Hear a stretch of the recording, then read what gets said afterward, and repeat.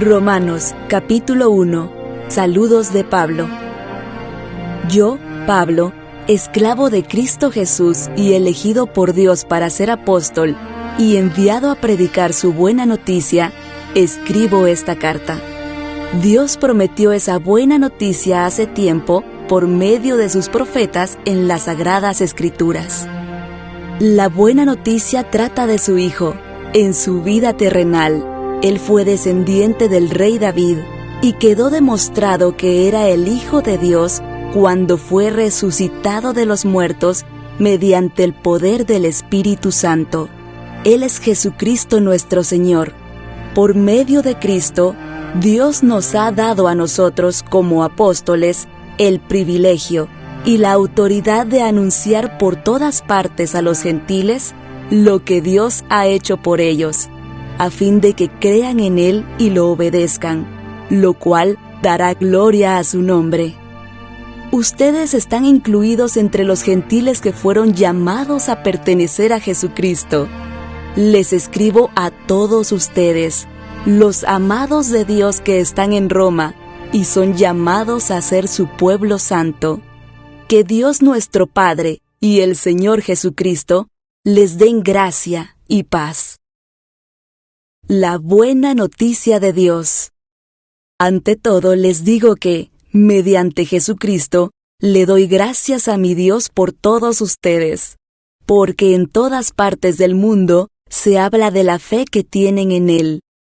Dios sabe cuántas veces los recuerdo en mis oraciones. Día y noche hago mención de ustedes y sus necesidades delante de Dios, a quien sirvo con todo mi corazón, anunciando la buena noticia acerca de su Hijo. Algo que siempre pido en oración es que, Dios mediante, se presente la oportunidad de ir por fin a verlos, pues tengo muchos deseos de visitarlos para llevarles algún don espiritual que los ayude a crecer firmes en el Señor. Cuando nos encontremos, quiero alentarlos en la fe, pero también me gustaría recibir aliento de la fe de ustedes. Quiero que sepan, amados hermanos, que me propuse muchas veces ir a visitarlos, pero, hasta el momento, me vi impedido. Mi deseo es trabajar entre ustedes y ver frutos espirituales tal como he visto entre otros gentiles. Pues siento una gran obligación tanto con los habitantes del mundo civilizado como con los del resto del mundo, con los instruidos y los incultos por igual.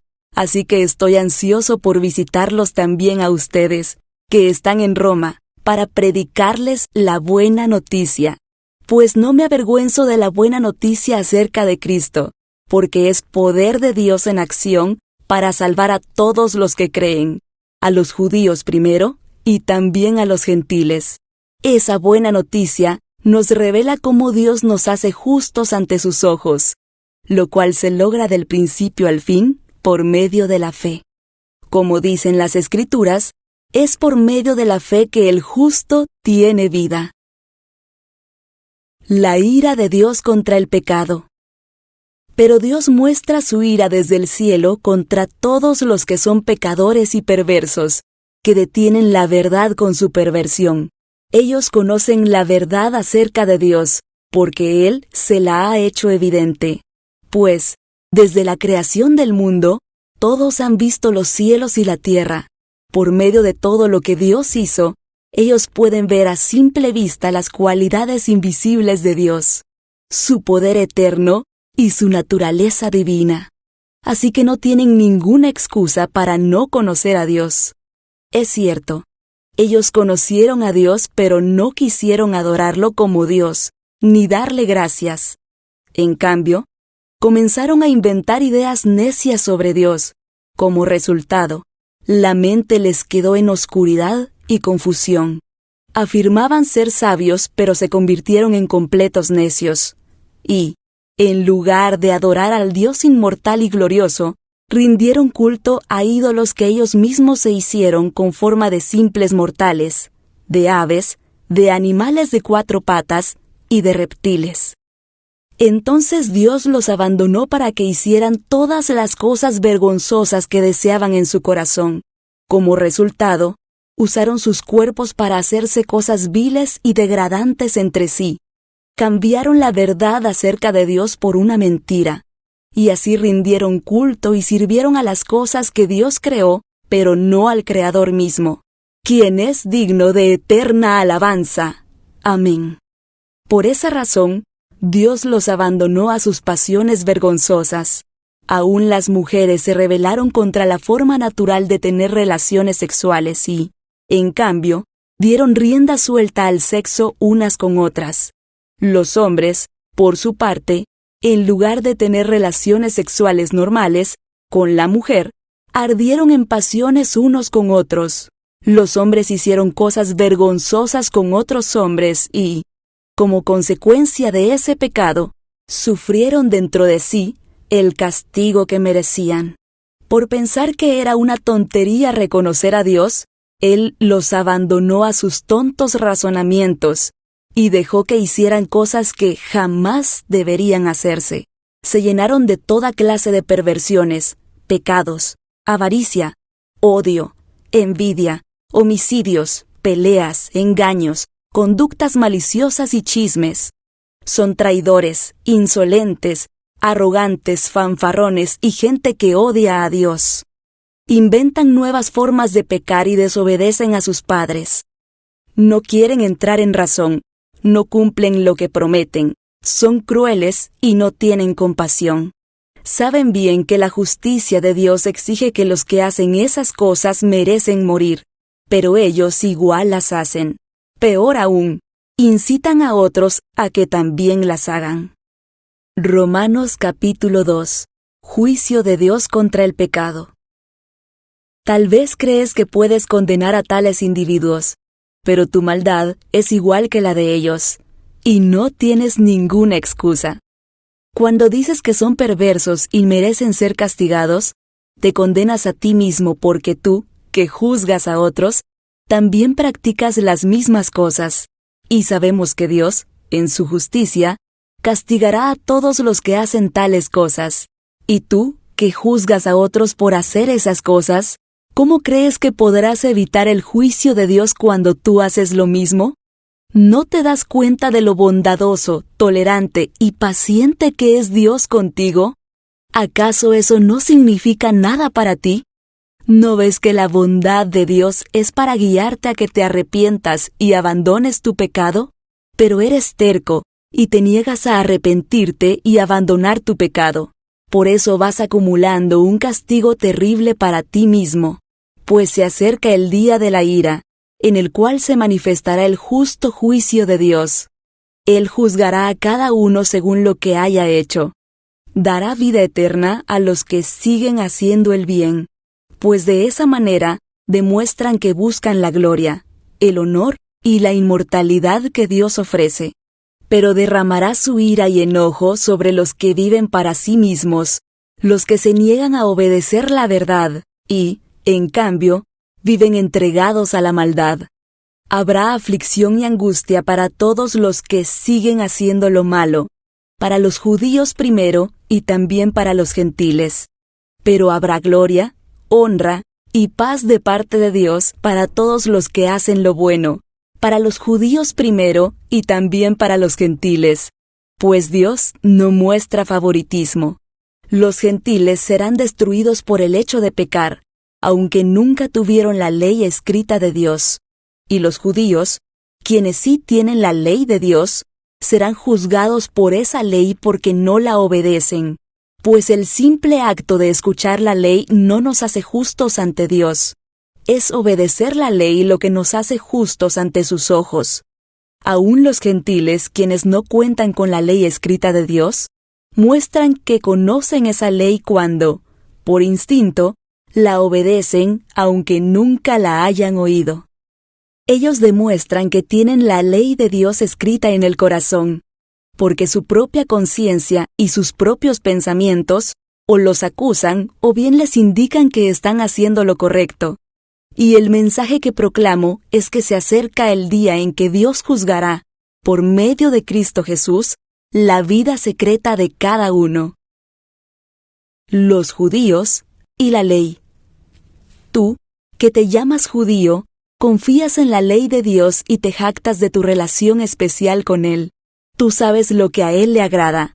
Sabes bien qué es lo correcto, porque se te ha enseñado su ley. Estás convencido de que eres guía para los ciegos y luz para los que andan perdidos en la oscuridad.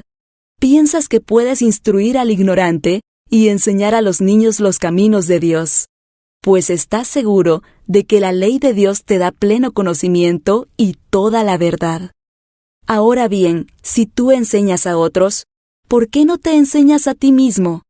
Predicas a otros que no se debe robar, ¿pero tú robas? Dices que está mal cometer adulterio, ¿pero tú cometes adulterio? Condenas la idolatría, ¿pero tú usas objetos robados de los templos paganos? Te sientes muy orgulloso de conocer la ley, pero deshonras a Dios al quebrantarla. No es extraño que las Escrituras digan: los gentiles blasfeman el nombre de Dios por causa de ustedes. La ceremonia judía de la circuncisión solo tiene valor si obedeces la ley de Dios. Pero si no obedeces la ley de Dios, no estás en mejor condición que un gentil incircunciso. Y si los gentiles obedecen la ley de Dios, ¿acaso Él no los considerará su propio pueblo? De hecho, los gentiles incircuncisos que cumplen la ley de Dios los condenarán a ustedes, judíos, que están circuncidados y tienen la ley de Dios pero no la obedecen. Pues no se es un verdadero judío solo por haber nacido de padres judíos, ni por haber pasado por la ceremonia de la circuncisión. No. Un verdadero judío es aquel que tiene el corazón recto a los ojos de Dios. La verdadera circuncisión no consiste meramente en obedecer la letra de la ley, sino que es un cambio en el corazón, producido por el Espíritu. Y una persona con un corazón transformado busca la aprobación de Dios, no la de la gente. Romanos capítulo 3. Dios permanece fiel. Entonces, ¿cuál es la ventaja de ser judío? ¿Tiene algún valor la ceremonia de la circuncisión? Claro que sí. Tiene muchos beneficios. En primer lugar, a los judíos se les confió toda la revelación de Dios.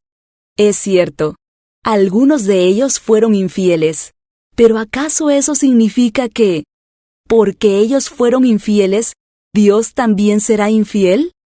Por supuesto que no. Aun cuando todos los demás sean mentirosos, Dios es veraz. Como dicen las Escrituras acerca de Él, quedará demostrado que tienes razón en lo que dices y ganarás tu caso en los tribunales. Sin embargo, algunos podrían decir: nuestro pecado cumple un buen propósito porque muestra a otros lo justo que es Dios. ¿No es injusto, entonces, que Dios nos castigue? Este no es más que un punto de vista humano. De ninguna manera. Si Dios no fuera completamente justo, ¿cómo tendría autoridad para juzgar al mundo? Sin embargo, alguien podría seguir argumentando: ¿por qué Dios me juzga como pecador si mi mentira realza su veracidad y le da más gloria a Él? Algunos incluso nos difaman asegurando que nosotros decimos: cuanto más pecamos, mejor. Los que dicen tales cosas merecen ser condenados. Todos somos pecadores. Ahora bien, ¿llegamos a la conclusión de que los judíos somos mejores que los demás? Para nada. Tal como acabamos de demostrar, todos, sean judíos o gentiles, están bajo el poder del pecado, como dicen las Escrituras. No hay ni un solo justo, ni siquiera uno. Nadie es realmente sabio. Nadie busca a Dios. Todos se desviaron. Todos se volvieron inútiles. No hay ni uno que haga lo bueno, ni uno solo. Lo que hablan es repugnante, como el mal olor de una tumba abierta. Su lengua está llena de mentiras. Veneno de serpientes gotea de sus labios. Su boca está llena de maldición y amargura. Se apresuran a matar. Siempre hay destrucción y sufrimiento en sus caminos. No saben dónde encontrar paz. No tienen temor de Dios en absoluto. Obviamente, la ley se aplica a quienes fue entregada, porque su propósito es evitar que la gente tenga excusas y demostrar que todo el mundo es culpable delante de Dios. Pues nadie llegará jamás a ser justo ante Dios por hacer lo que la ley manda. La ley sencillamente nos muestra lo pecadores que somos. Cristo sufrió nuestro castigo. Pero ahora, tal como se prometió tiempo atrás en los escritos de Moisés y de los profetas, Dios nos ha mostrado cómo podemos ser justos ante Él, sin cumplir con las exigencias de la ley. Dios nos hace justos a sus ojos cuando ponemos nuestra fe en Jesucristo. Y eso es verdad para todo el que cree, sea quien fuere. Pues todos hemos pecado. Nadie puede alcanzar la meta gloriosa establecida por Dios. Sin embargo, en su gracia, Dios gratuitamente nos hace justos a sus ojos por medio de Cristo Jesús, quien nos liberó del castigo de nuestros pecados. Pues Dios ofreció a Jesús como el sacrificio por el pecado. Las personas son declaradas justas a los ojos de Dios cuando creen que Jesús sacrificó su vida al derramar su sangre. Ese sacrificio muestra que Dios actuó con justicia cuando se contuvo y no castigó a los que pecaron en el pasado, porque miraba hacia el futuro y de ese modo los incluiría en lo que llevaría a cabo en el tiempo presente. Dios hizo todo eso para demostrar su justicia, porque Él mismo es justo e imparcial. Y a los pecadores los hace justos a sus ojos cuando creen en Jesús. ¿Podemos, entonces, jactarnos de haber hecho algo para que Dios nos acepte? No, porque nuestra libertad de culpa y cargo no se basa en la obediencia a la ley. Está basada en la fe. Así que somos hechos justos a los ojos de Dios por medio de la fe y no por obedecer la ley. Después de todo, ¿acaso Dios es solo el Dios de los judíos? ¿No es también el Dios de los gentiles? Claro que sí. Hay solo un Dios, y Él hace justas a las personas, tanto a los judíos como a los gentiles, únicamente por medio de la fe. Entonces, si hacemos énfasis en la fe, ¿eso significa que podemos olvidarnos de la ley? Por supuesto que no. De hecho, solo cuando tenemos fe, cumplimos verdaderamente la ley. Romanos capítulo 4. La fe de Abraham. Humanamente hablando, Abraham fue el fundador de nuestra nación judía. ¿Qué descubrió él acerca de llegar a ser justo ante Dios? Que si sus buenas acciones le hubieran servido para que Dios lo aceptara, habría tenido de qué jactarse. Pero esa no era la forma de actuar de Dios.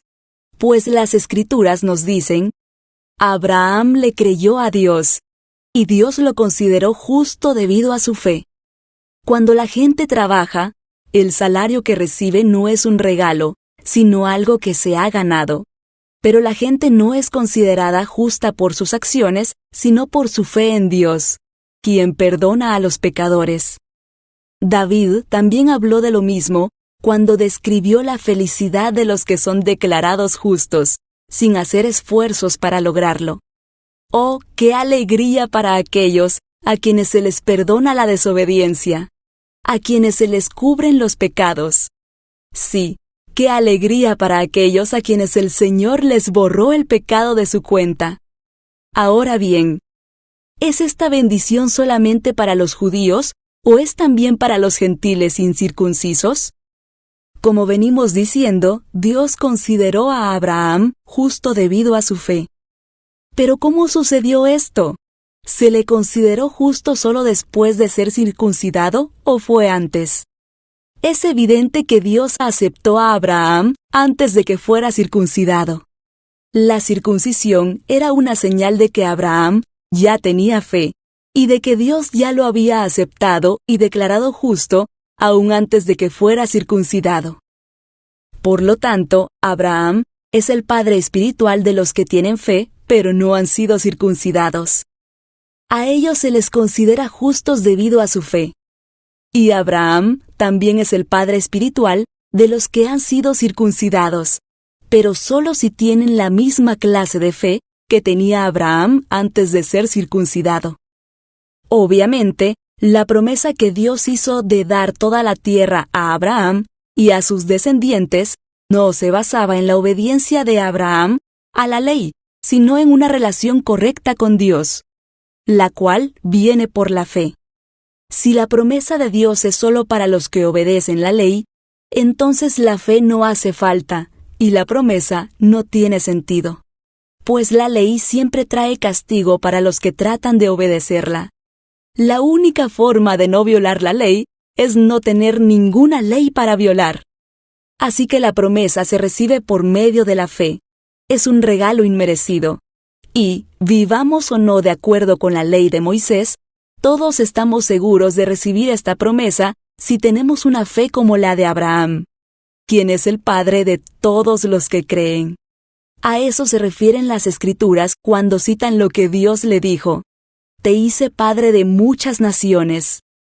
Eso sucedió porque Abraham creyó en el Dios que da vida a los muertos y crea cosas nuevas de la nada. Aun cuando no había motivos para tener esperanza, Abraham siguió teniendo esperanza porque había creído en que llegaría a ser el padre de muchas naciones, pues Dios le había dicho: «Esa es la cantidad de descendientes que tendrás». Y la fe de Abraham no se debilitó, a pesar de que él reconocía que, por tener unos 100 años de edad, su cuerpo ya estaba muy anciano para tener hijos, igual que el vientre de Sara. Abraham siempre creyó la promesa de Dios sin vacilar. De hecho, su fe se fortaleció aún más y así le dio gloria a Dios. Abraham estaba plenamente convencido de que Dios es poderoso para cumplir todo lo que promete. Y, debido a su fe, Dios lo consideró justo. Y el hecho de que Dios lo considerara justo no fue solo para beneficio de Abraham, sino que quedó escrito también para nuestro beneficio, porque nos asegura que Dios nos considerará justos a nosotros también si creemos en Él, quien levantó de los muertos a Jesús nuestro Señor. Él fue entregado a la muerte por causa de nuestros pecados, y resucitado para hacernos justos a los ojos de Dios. Romanos capítulo 5. La fe produce alegría. Por lo tanto, ya que fuimos hechos justos a los ojos de Dios por medio de la fe, tenemos paz con Dios gracias a lo que Jesucristo nuestro Señor hizo por nosotros. Debido a nuestra fe, Cristo nos hizo entrar en este lugar de privilegio inmerecido, en el cual ahora permanecemos, y esperamos con confianza y alegría participar de la gloria de Dios. También nos alegramos al enfrentar pruebas y dificultades, porque sabemos que nos ayudan a desarrollar resistencia. Y la resistencia desarrolla firmeza de carácter, y el carácter fortalece nuestra esperanza segura de salvación. Y esa esperanza no acabará en desilusión, pues sabemos con cuánta ternura nos ama Dios, porque nos ha dado el Espíritu Santo para llenar nuestro corazón con su amor. Cuando éramos totalmente incapaces de salvarnos, Cristo vino en el momento preciso y murió por nosotros, pecadores. Ahora bien, casi nadie se ofrecería a morir por una persona honrada, aunque tal vez alguien podría estar dispuesto a dar su vida por una persona extraordinariamente buena. Pero Dios mostró el gran amor que nos tiene al enviar a Cristo a morir por nosotros cuando todavía éramos pecadores. Entonces, ya que hemos sido hechos justos a los ojos de Dios por la sangre de Cristo, con toda seguridad, Él nos salvará de la condenación de Dios. Pues, como nuestra amistad con Dios quedó restablecida por la muerte de su Hijo, cuando todavía éramos sus enemigos, con toda seguridad seremos salvos por la vida de su Hijo. Así que ahora podemos alegrarnos por nuestra nueva y maravillosa relación con Dios, gracias a que nuestro Señor Jesucristo nos hizo amigos de Dios. Comparación entre Adán y Cristo. Cuando Adán pecó, el pecado entró en el mundo. El pecado de Adán introdujo la muerte, de modo que la muerte se extendió a todos, porque todos pecaron. Es cierto, la gente ya pecaba aún antes de que se entregara la ley, pero no se le tomaba en cuenta como pecado, porque todavía no existía ninguna ley para violar. Sin embargo, desde los tiempos de Adán hasta los de Moisés, todos murieron, incluso los que no desobedecieron un mandamiento explícito de Dios como lo hizo Adán. Ahora bien, Adán es un símbolo, una representación de Cristo, quien aún tenía que venir. Pero hay una gran diferencia entre el pecado de Adán y el regalo del favor inmerecido de Dios. Pues el pecado de un solo hombre, Adán, trajo muerte a muchos. Pero aún más grande es la gracia maravillosa de Dios y el regalo de su perdón para muchos por medio de otro hombre, Jesucristo. Y el resultado del regalo del favor inmerecido de Dios es muy diferente de la consecuencia del pecado de ese primer hombre.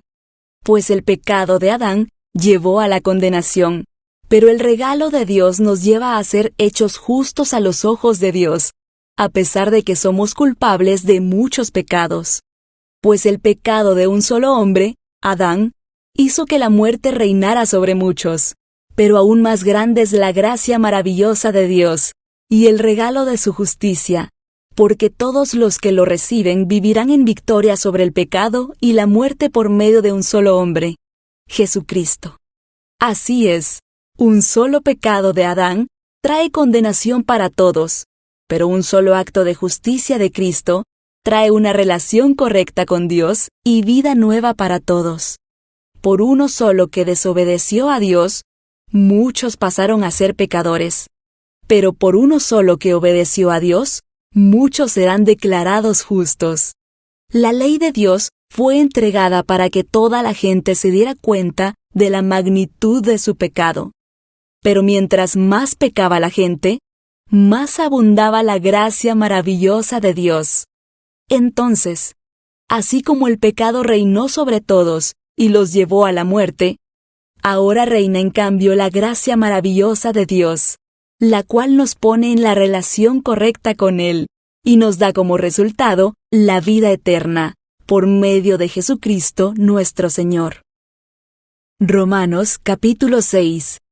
Cristo quebró el poder del pecado. Ahora bien, ¿deberíamos seguir pecando para que Dios nos muestre más y más su gracia maravillosa? Por supuesto que no. Nosotros hemos muerto al pecado.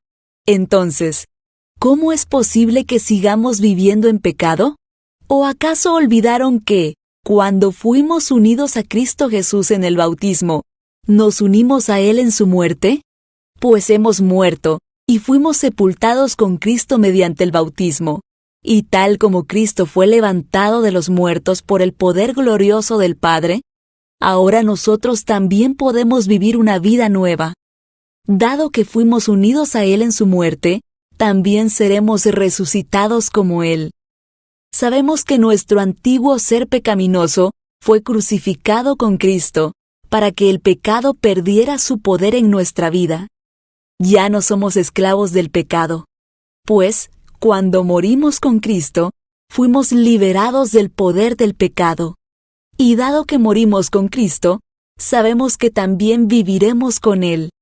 Estamos seguros de eso, porque Cristo fue levantado de los muertos y nunca más volverá a morir. La muerte ya no tiene ningún poder sobre Él. Cuando Él murió, murió una sola vez, a fin de quebrar el poder del pecado. Pero ahora que Él vive, vive para la gloria de Dios. Así también ustedes deberían considerarse muertos al poder del pecado, y vivos para Dios por medio de Cristo Jesús. No permitan que el pecado controle la manera en que viven. No caigan ante los deseos pecaminosos. No dejen que ninguna parte de su cuerpo se convierta en un instrumento del mal para servir al pecado. En cambio, entréguense completamente a Dios, porque antes estaban muertos, pero ahora tienen una vida nueva. Así que usen todo su cuerpo como un instrumento para hacer lo que es correcto para la gloria de Dios. El pecado ya no es más su amo, porque ustedes ya no viven bajo las exigencias de la ley.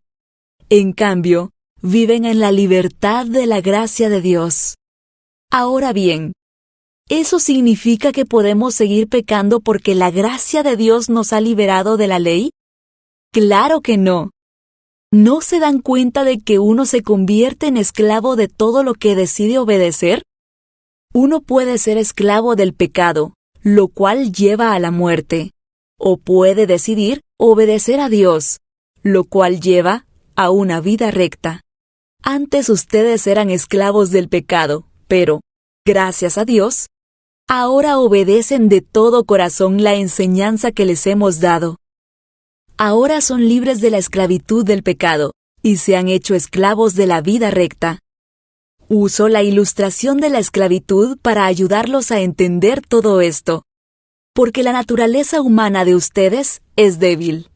En el pasado, se dejaron esclavizar por la impureza y el desenfreno, lo cual los hundió aún más en el pecado.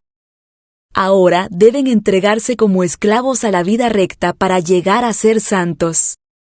Cuando eran esclavos del pecado, estaban libres de la obligación de hacer lo correcto. ¿Y cuál fue la consecuencia? Que ahora están avergonzados de las cosas que solían hacer, cosas que terminan en la condenación eterna. Pero ahora quedaron libres del poder del pecado y se han hecho esclavos de Dios. Ahora hacen las cosas que llevan a la santidad y que dan como resultado la vida eterna. Pues la paga que deja el pecado es la muerte, pero el regalo que Dios da es la vida eterna por medio de Cristo Jesús nuestro Señor. Romanos capítulo 7. No más atados a la ley. Ahora bien, amados hermanos, ustedes que conocen la ley, ¿no saben que la ley se aplica solo mientras una persona está viva? Por ejemplo, cuando una mujer se casa, la ley la une a su marido mientras él viva. Pero si él muere, las leyes del matrimonio ya no se aplican a ella. Así que mientras su marido viva, ella cometería adulterio si se casara con otro hombre. Pero si el esposo muere, ella queda libre de esa ley y no comete adulterio cuando se casa de nuevo. Por lo tanto, mis amados hermanos, la cuestión es la siguiente. Ustedes murieron al poder de la ley cuando murieron con Cristo, y ahora están unidos a aquel que fue levantado de los muertos. Como resultado, podemos producir una cosecha de buenas acciones para Dios. Cuando vivíamos controlados por nuestra vieja naturaleza, los deseos pecaminosos actuaban dentro de nosotros, y la ley despertaba esos malos deseos que producían una cosecha de acciones pecaminosas, las cuales nos llevaban a la muerte. Pero ahora fuimos liberados de la ley, porque morimos a ella, y ya no estamos presos de su poder. Ahora podemos servir a Dios, no según el antiguo modo, que consistía en obedecer la letra de la ley, sino mediante uno nuevo, el de vivir en el Espíritu. La ley de Dios revela nuestro pecado. Ahora bien, ¿acaso sugiero que la ley de Dios es pecaminosa? De ninguna manera. De hecho, fue la ley la que me mostró mi pecado. Yo nunca hubiera sabido que codiciar es malo si la ley no dijera, no codicies. Pero el pecado usó ese mandamiento para despertar toda clase de deseos codiciosos dentro de mí. Si no existiera la ley, el pecado no tendría ese poder. Hubo un tiempo en que viví sin entender la ley. Sin embargo, cuando aprendí, por ejemplo, el mandamiento de no codiciar, el poder del pecado cobró vida, y yo morí. Entonces me di cuenta de que los mandatos de la ley, que supuestamente traían vida, trajeron, en cambio, muerte espiritual. El pecado se aprovechó de esos mandatos y me engañó. Usó los mandatos para matarme. Sin embargo, la ley en sí misma es santa, y sus mandatos son santos, rectos y buenos. Pero ¿cómo puede ser? ¿Acaso la ley que es buena provocó mi muerte? Por supuesto que no.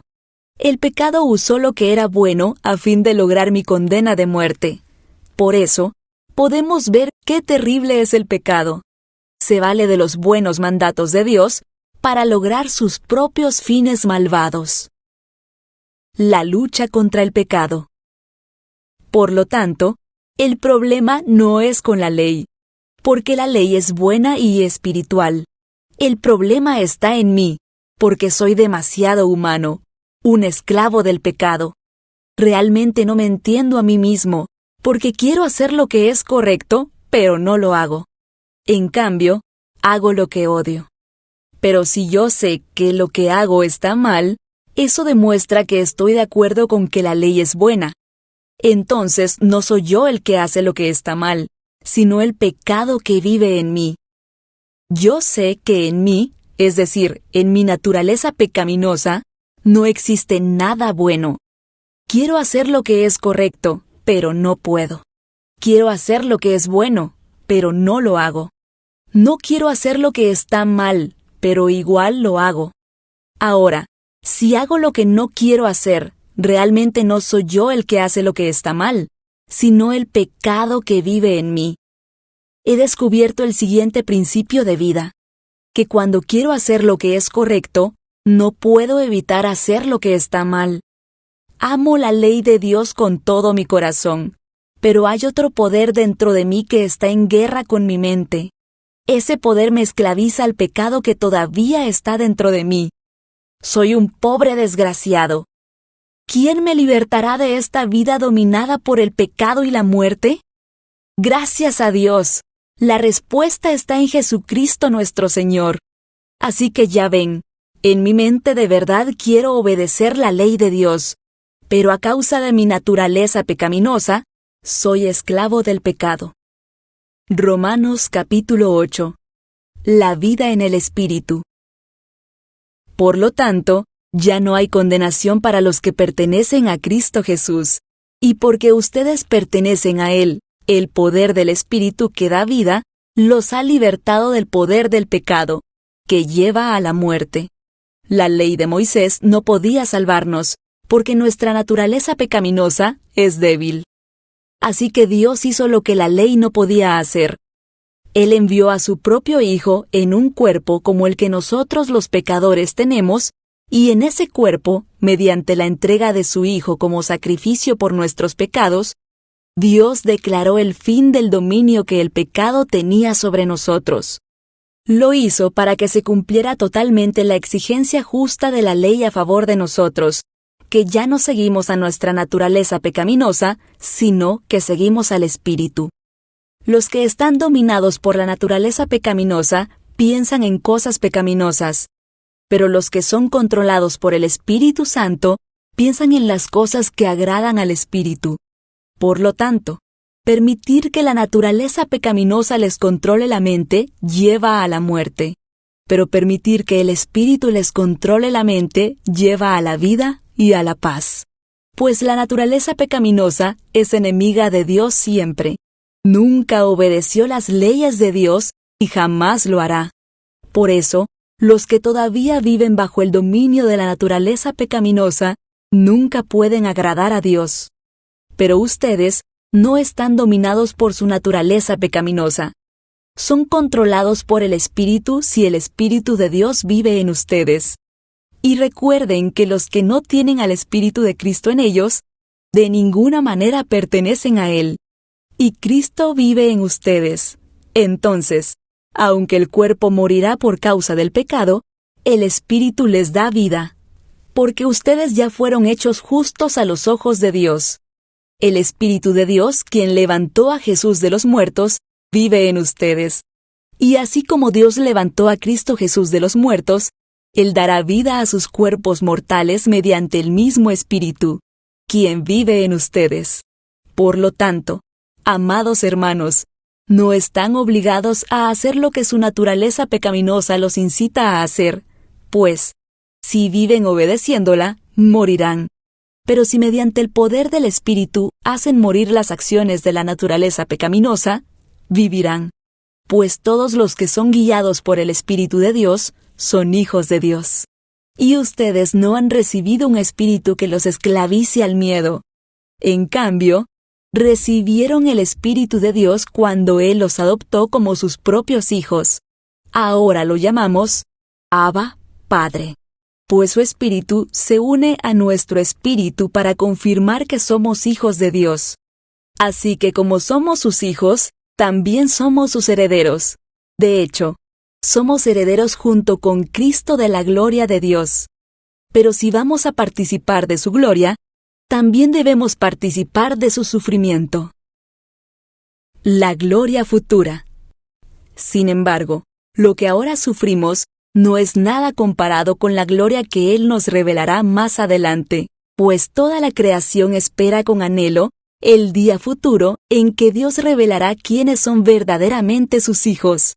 Contra su propia voluntad, toda la creación quedó sujeta a la maldición de Dios.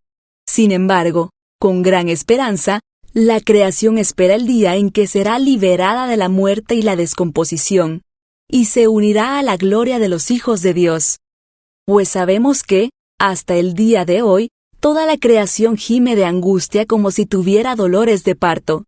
Y los creyentes también gemimos, aunque tenemos al Espíritu Santo en nosotros como una muestra anticipada de la gloria futura, porque anhelamos que nuestro cuerpo sea liberado del pecado y el sufrimiento. Nosotros también deseamos, con una esperanza ferviente, que llegue el día en que Dios nos dé todos nuestros derechos como sus hijos adoptivos, incluido el nuevo cuerpo que nos prometió.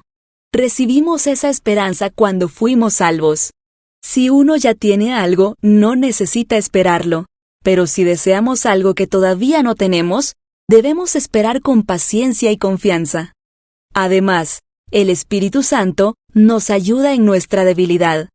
Por ejemplo, nosotros no sabemos qué quiere Dios que le pidamos en oración, pero el Espíritu Santo ora por nosotros con gemidos que no pueden expresarse con palabras. Y el Padre, quien conoce cada corazón, sabe lo que el Espíritu dice, porque el Espíritu intercede por nosotros, los creyentes, en armonía con la voluntad de Dios. Y sabemos que Dios hace que todas las cosas cooperen para el bien de quienes lo aman y son llamados según el propósito que Él tiene para ellos.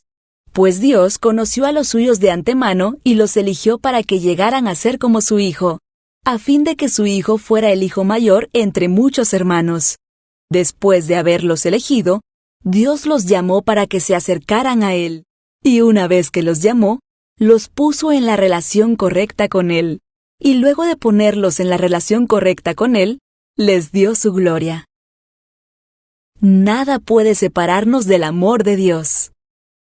¿Qué podemos decir acerca de cosas tan maravillosas como estas? Si Dios está a favor de nosotros, ¿quién podrá ponerse en nuestra contra? Si Dios no se guardó ni a su propio Hijo, sino que lo entregó por todos nosotros, ¿no nos dará también todo lo demás? ¿Quién se atreve a acusarnos a nosotros, a quienes Dios ha elegido para sí? Nadie, porque Dios mismo nos puso en la relación correcta con Él. Entonces, ¿quién nos condenará? Nadie, porque Cristo Jesús murió por nosotros y resucitó por nosotros, y está sentado en el lugar de honor a la derecha de Dios, e intercede por nosotros. ¿Acaso hay algo que pueda separarnos del amor de Cristo? ¿Será que Él ya no nos ama si tenemos problemas o aflicciones? Si somos perseguidos o pasamos hambre o estamos en la miseria o en peligro o bajo amenaza de muerte? Como dicen las Escrituras, por tu causa nos matan cada día, nos tratan como a ovejas en el matadero. Claro que no. A pesar de todas estas cosas, nuestra victoria es absoluta por medio de Cristo, quien nos amó. Y estoy convencido de que nada podrá jamás separarnos del amor de Dios, ni la muerte ni la vida, ni ángeles ni demonios, ni nuestros temores de hoy, ni nuestras preocupaciones de mañana. Ni siquiera los poderes del infierno pueden separarnos del amor de Dios. Ningún poder en las alturas ni en las profundidades, de hecho, nada en toda la creación, podrá jamás separarnos del amor de Dios, que está revelado en Cristo Jesús nuestro Señor. Romanos capítulo 9. Dios elige a Israel. Con Cristo de testigo, hablo con toda veracidad. Mi conciencia y el Espíritu Santo lo confirman. Tengo el corazón lleno de amarga tristeza e infinito dolor por mi pueblo, mis hermanos judíos. yo estaría dispuesto a vivir bajo maldición para siempre, separado de Cristo, si eso pudiera salvarlos. Ellos son el pueblo de Israel, elegidos para ser los hijos adoptivos de Dios. Él les reveló su gloria, hizo pactos con ellos y les entregó su ley. Les dio el privilegio de adorarlo y de recibir sus promesas maravillosas. Abraham, Isaac y Jacob son los antepasados de los israelitas, y Cristo mismo era israelita en cuanto a su naturaleza humana. Y Él es Dios, el que reina sobre todas las cosas, y es digno de eterna alabanza. Amén. Ahora bien, ¿acaso Dios no cumplió su promesa a Israel? No, porque no todos los que nacen en la nación de Israel son en verdad miembros del pueblo de Dios. Ser descendientes de Abraham no los hace verdaderos hijos de Abraham, pues las Escrituras dicen: Isaac es el hijo mediante el cual procederán sus descendientes, aunque Abraham también tuvo otros hijos. Eso significa que no todos los descendientes naturales de Abraham son necesariamente hijos de Dios.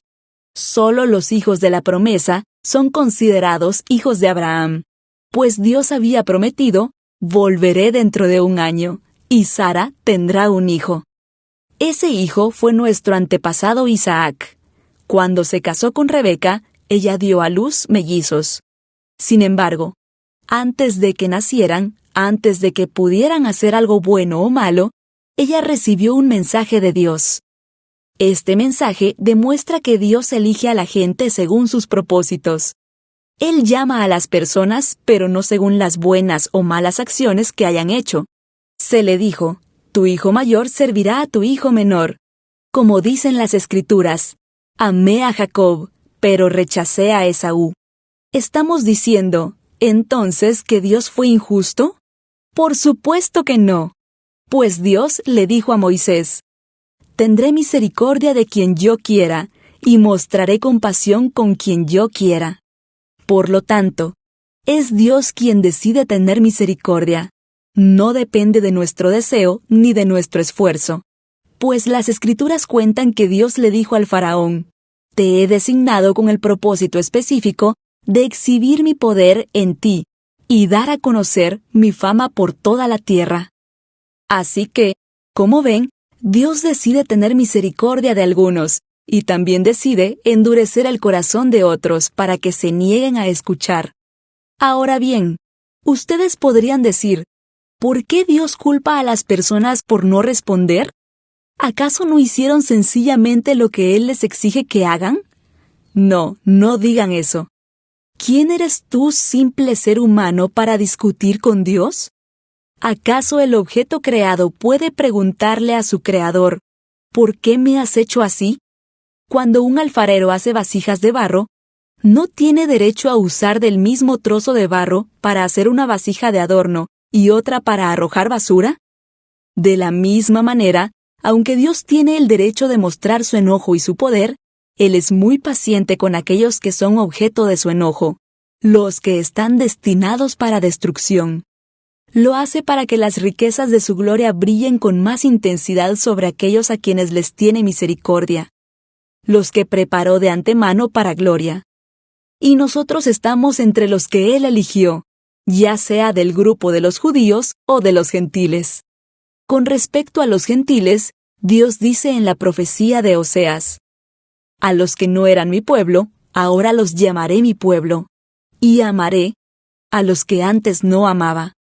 Y también dice: en el lugar donde se les dijo: ustedes no son mi pueblo, allí serán llamados hijos del Dios viviente.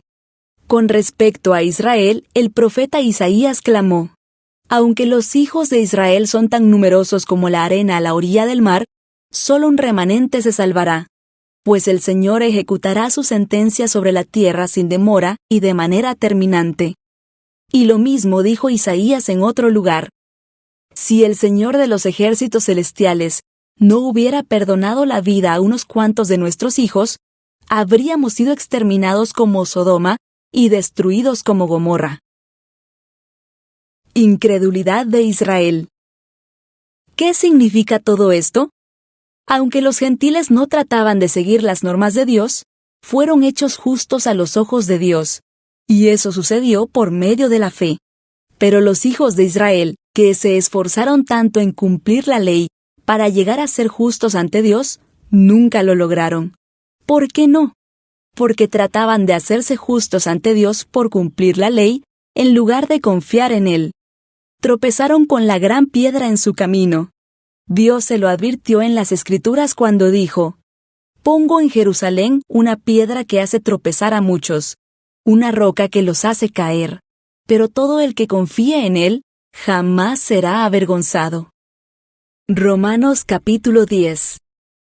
Amados hermanos, el profundo deseo de mi corazón y mi oración a Dios es que los israelitas lleguen a ser salvos. Yo sé que ellos tienen un gran entusiasmo por Dios, pero es un fervor mal encausado, pues no entienden la forma en que Dios hace justas a las personas ante Él. Se niegan a aceptar el modo de Dios y, en cambio, se aferran a su propio modo de hacerse justos ante Él tratando de cumplir la ley. Sin embargo, Cristo ya cumplió el propósito por el cual se entregó la ley. Como resultado, todos los que creen en Él son hechos justos a los ojos de Dios. La salvación es para todos. Pues Moisés escribe que la ley exige obediencia a todos sus mandatos, para que una persona llegue a ser justa ante Dios. Pero el modo de la fe para hacernos justos ante Dios dice: no digas en tu corazón: ¿quién subirá al cielo? Para hacer bajar a Cristo a la tierra. Ni tampoco digas: ¿quién descenderá al lugar de los muertos? Para volver a Cristo de nuevo a la vida. En realidad, dice: el mensaje está muy al alcance de la mano, está en tus labios y en tu corazón. Y ese mensaje es el mismo mensaje que nosotros predicamos acerca de la fe. Si declaras abiertamente que Jesús es el Señor y crees en tu corazón que Dios lo levantó de los muertos, serás salvo. Pues es por creer en tu corazón que eres hecho justo a los ojos de Dios, y es por declarar abiertamente tu fe que eres salvo. Como nos dicen las Escrituras: todo el que confíe en Él jamás será avergonzado. No hay diferencia entre los judíos y los gentiles, en ese sentido. Ambos tienen al mismo Señor, quien da con generosidad a todos los que lo invocan. Pues todo el que invoque el nombre del Señor será salvo. Pero ¿cómo pueden ellos invocarlo para que los salve si no creen en Él? ¿Y cómo pueden creer en Él si nunca han oído de Él? ¿Y cómo pueden oír de Él a menos que alguien se lo diga? ¿Y cómo irá alguien a contarle sin ser enviado? Por eso, las Escrituras dicen: qué hermosos son los pies de los mensajeros que traen buenas noticias. Sin embargo, no todos aceptan la buena noticia, porque el profeta Isaías dijo: Señor, ¿quién ha creído nuestro mensaje? Así que la fe viene por oír, es decir, por oír la buena noticia acerca de Cristo. Pero pregunto, ¿de verdad el pueblo de Israel oyó el mensaje? Claro que sí. El mensaje se ha difundido por toda la tierra, y sus palabras por todo el mundo. Vuelvo a preguntar, ¿entendió realmente el pueblo de Israel? Por supuesto que sí. Pues, incluso en el tiempo de Moisés, Dios dijo: despertaré sus celos con un pueblo que ni siquiera es una nación.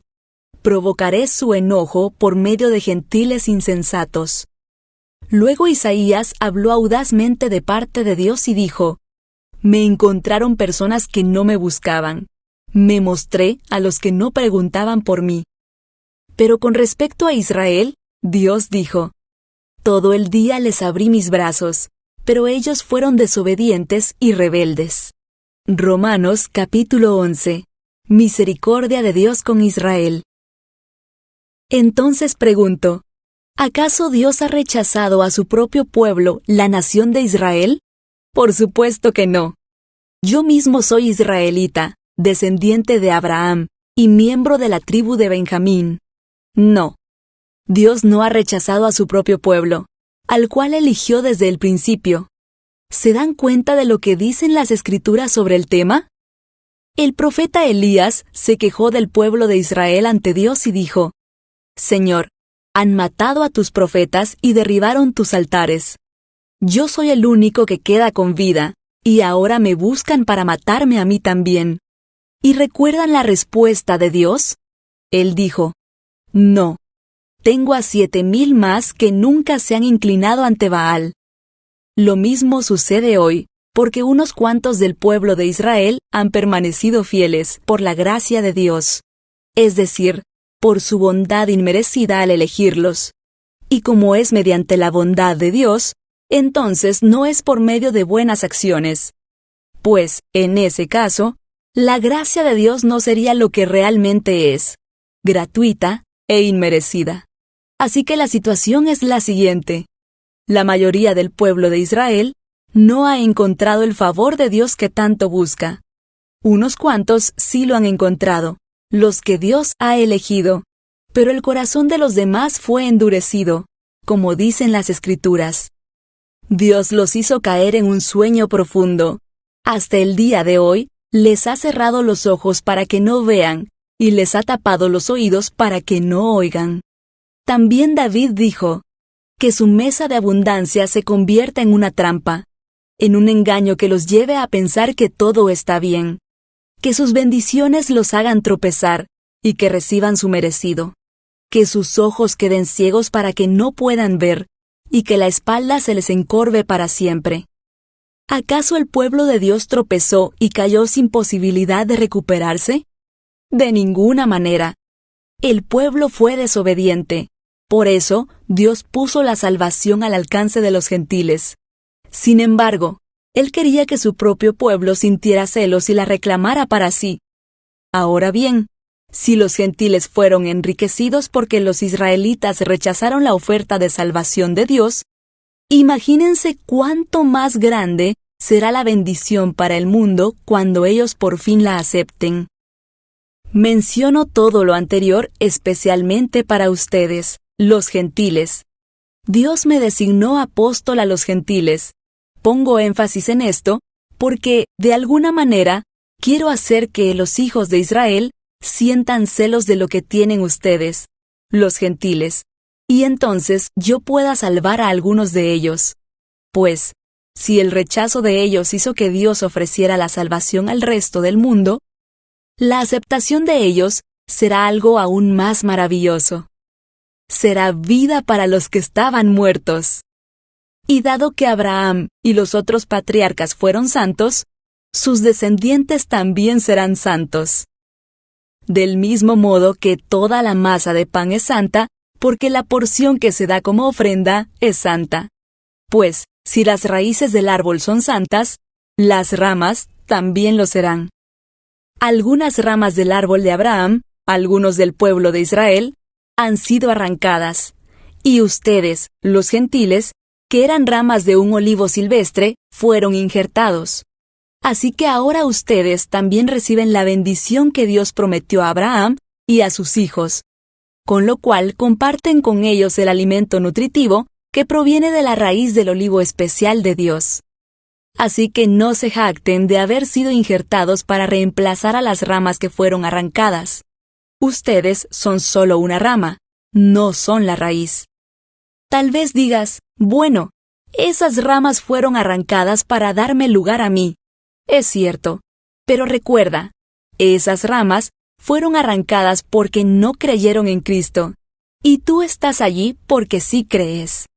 Así que no te consideres tan importante, más bien teme lo que podría suceder. Pues, si Dios no perdonó a las ramas originales, tampoco te perdonará a ti. Fíjate en que Dios es bondadoso, pero también es severo. Es severo con los que desobedecen, pero será bondadoso contigo si sigues confiando en su bondad. En cambio, si dejas de confiar, tú también serás arrancado por completo. Y si el pueblo de Israel abandona su incredulidad, volverá a ser injertado, pues Dios tiene poder para volver a injertarlo en el árbol. Tú, por naturaleza, eras una rama cortada de un olivo silvestre. Por lo tanto, si Dios estuvo dispuesto a ir en contra de la naturaleza al injertarte en un árbol cultivado, Él estará mucho más dispuesto a injertar las ramas originales en el árbol al que pertenecen. La misericordia de Dios es para todos. Mis amados hermanos, quiero que entiendan este misterio para que no se vuelvan orgullosos de ustedes mismos. Parte del pueblo de Israel tiene el corazón endurecido, pero eso solo durará hasta que se complete el número de gentiles que aceptarán a Cristo. Y entonces todo Israel será salvo, como dicen las Escrituras. El que rescata vendrá de Jerusalén y apartará a Israel de la maldad. Y mi pacto con ellos es que quitaré sus pecados.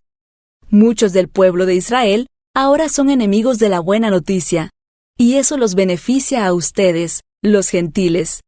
Sin embargo, ellos todavía son el pueblo que Dios ama, porque Él eligió a los antepasados Abraham, Isaac y Jacob, pues los dones de Dios y su llamado son irrevocables. Ustedes, los gentiles, antes eran rebeldes contra Dios, pero cuando el pueblo de Israel se rebeló contra Él, Dios tuvo misericordia de ustedes y no de ellos. Ahora ellos son los rebeldes y a ustedes Dios les mostró su misericordia para que ellos también participen de la misericordia de Dios. Pues Dios encarceló a todos en la desobediencia para poder tener misericordia de todos. ¡Qué grande es la riqueza, la sabiduría y el conocimiento de Dios! Es realmente imposible para nosotros entender sus decisiones y sus caminos. Pues, ¿quién puede conocer los pensamientos del Señor? ¿Quién sabe lo suficiente para aconsejarlo? ¿Y quién le ha entregado tanto para que Él tenga que devolvérselo? Pues todas las cosas provienen de Él, y existen por su poder y son para su gloria. A Él sea toda la gloria por siempre. Amén. Romanos capítulo 12. Sacrificio vivo para Dios. Por lo tanto, amados hermanos, les ruego que entreguen su cuerpo a Dios por todo lo que Él ha hecho a favor de ustedes. Que sea un sacrificio vivo y santo, la clase de sacrificio que a Él le agrada. Esa es la verdadera forma de adorarlo. No imiten las conductas ni las costumbres de este mundo. Más bien, dejen que Dios los transforme en personas nuevas al cambiarles la manera de pensar. Entonces, aprenderán a conocer la voluntad de Dios para ustedes, la cual es buena, agradable y perfecta. Basado en el privilegio y la autoridad que Dios me ha dado, le advierto a cada uno de ustedes lo siguiente. Ninguno se crea mejor de lo que realmente es. Sean realistas al evaluarse a ustedes mismos. Háganlo según la medida de fe que Dios les haya dado. Así como nuestro cuerpo tiene muchas partes y cada parte tiene una función específica, el cuerpo de Cristo también. Nosotros somos las diversas partes de un solo cuerpo y nos pertenecemos unos a otros. Dios, en su gracia, nos ha dado dones diferentes para hacer bien determinadas cosas. Por lo tanto, si Dios te dio la capacidad de profetizar, habla con toda la fe que Dios te haya concedido.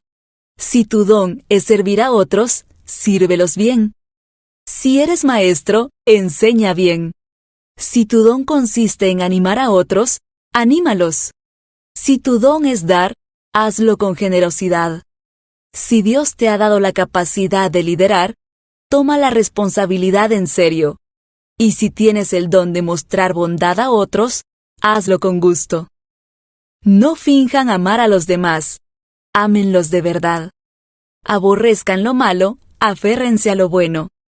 Ámense unos a otros con un afecto genuino.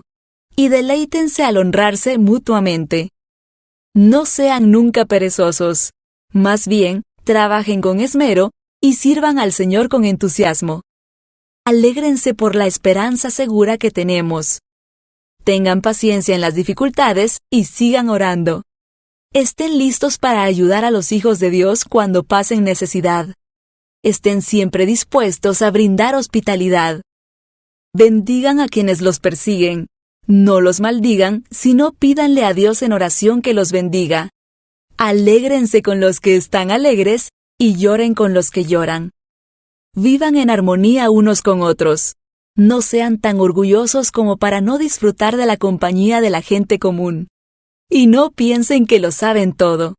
Nunca devuelvan a nadie mal por mal.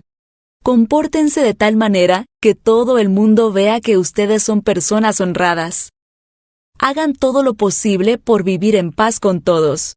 Queridos amigos, nunca tomen venganza. Dejen que se encargue la justa ira de Dios, pues dicen las Escrituras: Yo tomaré venganza, yo les pagaré lo que se merecen, dice el Señor. En cambio, si tus enemigos tienen hambre, dales de comer. Si tienen sed, dales de beber. Al hacer eso, amontonarás carbones encendidos de vergüenza sobre su cabeza. No dejen que el mal los venza. Más bien, venzan el mal haciendo el bien. Romanos capítulo 13. Respeto por las autoridades. Toda persona debe someterse a las autoridades de gobierno, pues toda autoridad proviene de Dios, y los que ocupan puestos de autoridad están allí colocados por Dios. Por lo tanto, cualquiera que se rebele contra la autoridad se rebela contra lo que Dios ha instituido, y será castigado, pues las autoridades no infunden temor a los que hacen lo que está bien, sino a los que hacen lo que está mal. ¿Quieres vivir sin temor a las autoridades? Haz lo correcto, y ellas te honrarán. Las autoridades están al servicio de Dios para tu bien, pero si estás haciendo algo malo, por supuesto que deberías tener miedo, porque ellas tienen poder para castigarte. Están al servicio de Dios para cumplir el propósito específico de castigar a los que hacen lo malo. Por eso tienes que someterte a ellas, no solo para evitar el castigo, sino para mantener tu conciencia limpia. Por esas mismas razones, también paguen sus impuestos, pues los funcionarios de gobierno necesitan cobrar su sueldo. Ellos sirven a Dios con lo que hacen. Ustedes den a cada uno lo que deben. Paguen los impuestos y demás aranceles a quien corresponda, y den respeto y honra a los que están en autoridad. El amor cumple con los requisitos de Dios. No deban nada a nadie, excepto el deber de amarse unos a otros. Si aman a su prójimo, cumplen con las exigencias de la ley de Dios. Pues los mandamientos dicen: no cometas adulterio, no cometas asesinato, no robes, no codicies. Estos y otros mandamientos semejantes se resumen en uno solo: ama a tu prójimo como a ti mismo. El amor no hace mal a otros. Por eso, el amor cumple con las exigencias de la ley de Dios. Esto es aún más urgente, porque ustedes saben que es muy tarde, el tiempo se acaba. Despierten, porque nuestra salvación ahora está más cerca que cuando recién creímos. La noche ya casi llega a su fin. El día de la salvación amanecerá pronto. Por eso, dejen de lado sus actos oscuros como si se quitaran ropa sucia, y pónganse la armadura resplandeciente de la vida recta. Ya que nosotros pertenecemos al día, vivamos con decencia a la vista de todos. No participen en la oscuridad de las fiestas desenfrenadas y de las borracheras. Ni vivan en promiscuidad sexual e inmoralidad. Ni se metan en peleas, ni tengan envidia. Más bien, vístanse con la presencia del Señor Jesucristo, y no se permitan pensar en formas de complacer los malos deseos. Romanos capítulo 14. El peligro de juzgar. Acepten a los creyentes que son débiles en la fe, y no discutan acerca de lo que ellos consideran bueno o malo. Por ejemplo, un creyente piensa que está bien comer de todo, pero otro creyente, con una conciencia sensible, come solo verduras. Los que se sienten libres para comer de todo, no deben menospreciar a los que no sienten la misma libertad. Y los que no comen determinados alimentos, no deben juzgar a los que sí los comen, porque a esos hermanos Dios los ha aceptado. ¿Quién eres tú para juzgar a los sirvientes de otro? Su amo dirá si quedan en pie o caen, y con la ayuda del Señor, quedarán en pie y recibirán la aprobación de Él. Del mismo modo, algunos piensan que un día es más sagrado que otro, mientras que otros creen que todos los días son iguales. Cada uno debería estar plenamente convencido de que el día que elija es aceptable. Los que adoran al Señor un día en particular lo hacen para honrarlo a Él. Los que comen toda clase de alimentos lo hacen para honrar al Señor, ya que le dan gracias a Dios antes de comer. Y los que se niegan a comer ciertos alimentos también quieren agradar al Señor y le dan gracias a Dios. Pues no vivimos para nosotros mismos, ni morimos para nosotros mismos. Si vivimos es para honrar al Señor, y si morimos es para honrar al Señor. Entonces, tanto si vivimos como si morimos, pertenecemos al Señor. Cristo murió y resucitó con este propósito: ser Señor de los vivos y de los muertos. ¿Por qué, entonces, juzgas a otro creyente? ¿Por qué menosprecias a otro creyente? Recuerda que todos estaremos delante del tribunal de Dios, pues dicen las Escrituras: tan cierto como que yo vivo, dice el Señor, toda rodilla se doblará ante mí, y toda lengua declarará lealtad a Dios. Es cierto, cada uno de nosotros tendrá que responder por sí mismo ante Dios. Así que dejemos de juzgarnos unos a otros. Por el contrario, propónganse vivir de tal manera que no causen tropiezo ni caída a otro creyente. Yo sé y estoy convencido por la autoridad del Señor Jesús que ningún alimento en sí mismo está mal. Pero si alguien piensa que está mal comerlo, entonces, para esa persona, está mal. Si otro creyente se angustia por lo que tú comes, entonces no actúas con amor si lo comes.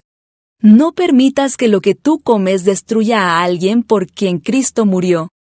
Entonces no serás criticado por hacer algo que tú crees que es bueno.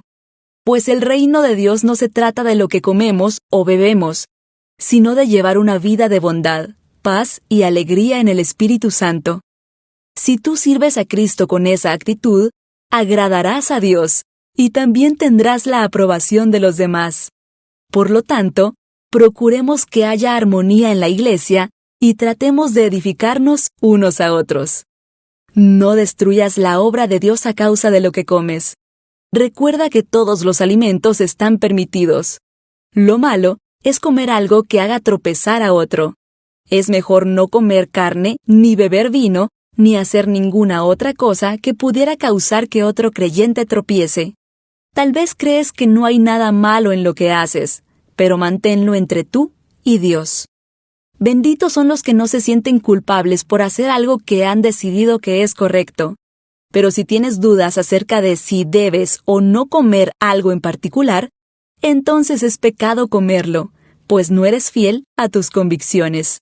Si haces algo que crees que está mal, pecas. Romanos capítulo 15. Vivir para ayudar y edificar a otros.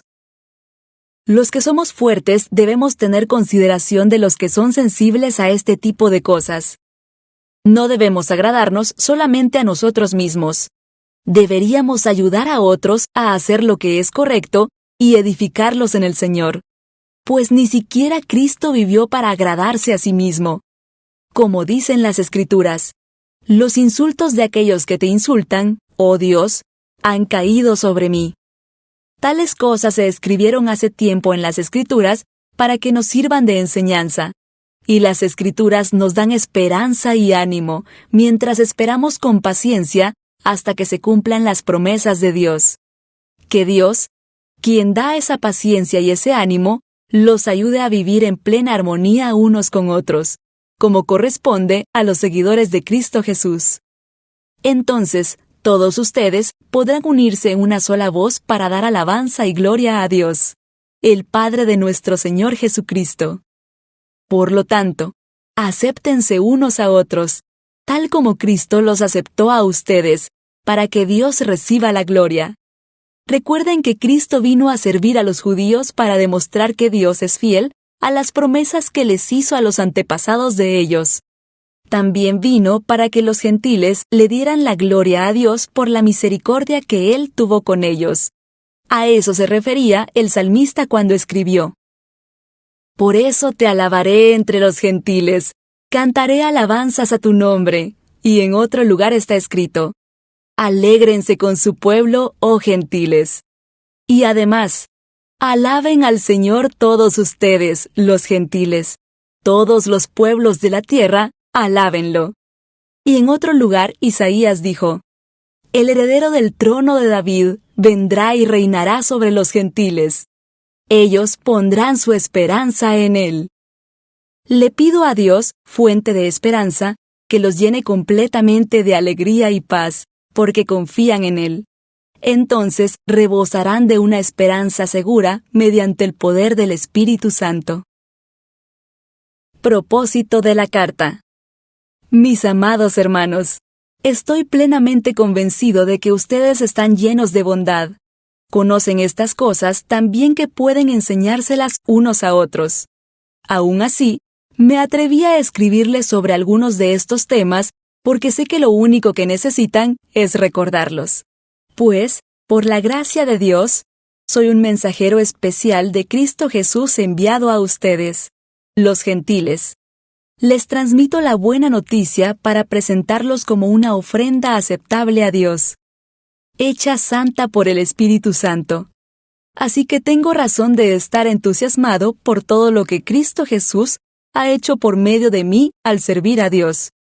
Sin embargo, no me atrevo a jactarme de nada, salvo de lo que Cristo ha hecho por medio de mí al llevar a los gentiles a Dios a través de mi mensaje, y de la manera en que he trabajado entre ellos. Los gentiles se convencieron por el poder de señales milagrosas y maravillas, y por el poder del Espíritu de Dios. De esa manera, presenté con toda plenitud la buena noticia de Cristo desde Jerusalén hasta llegar a la región del Ilírico. Mi gran aspiración siempre ha sido predicar la buena noticia donde nunca antes se ha oído el nombre de Cristo, y no donde otro ya ha comenzado una iglesia. He seguido el plan que mencionan las Escrituras, donde dice: los que nunca se enteraron de él verán, y los que nunca oyeron de él entenderán. De hecho, mi visita a ustedes se demoró tanto precisamente porque estuve predicando en esos lugares. Planes de viaje de Pablo. Ahora que terminé mi trabajo en estas regiones y después de todos estos largos años de espera, tengo muchos deseos de ir a verlos. Estoy pensando viajar a España. Cuando lo haga, me detendré en Roma. Y luego de disfrutar de la compañía de ustedes por un breve tiempo, podrán ayudarme con lo necesario para mi viaje. Sin embargo, antes de visitarlos, debo ir a Jerusalén para llevar una ofrenda a los creyentes de allí. Pues, les cuento, los creyentes de Macedonia y Acaya, con entusiasmo juntaron una ofrenda para los creyentes de Jerusalén, que son pobres. Lo hicieron con gusto porque se sienten en deuda con ellos.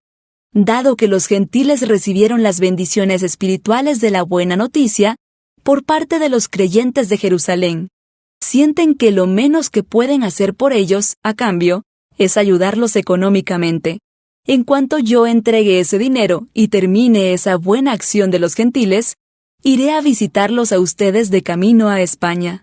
Cuando vaya, estoy seguro de que Cristo bendecirá en abundancia el tiempo que pasemos juntos. Mis amados hermanos, les pido encarecidamente en el nombre de nuestro Señor Jesucristo que se unan a mi lucha orando a Dios por mí. Háganlo por el amor que me tienen, ese amor que el Espíritu Santo les ha dado. Pídanle que me libre de los que están en Judea, que se niegan a obedecer a Dios. Pídanle también que los creyentes de allí estén dispuestos a aceptar la ofrenda que llevo a Jerusalén.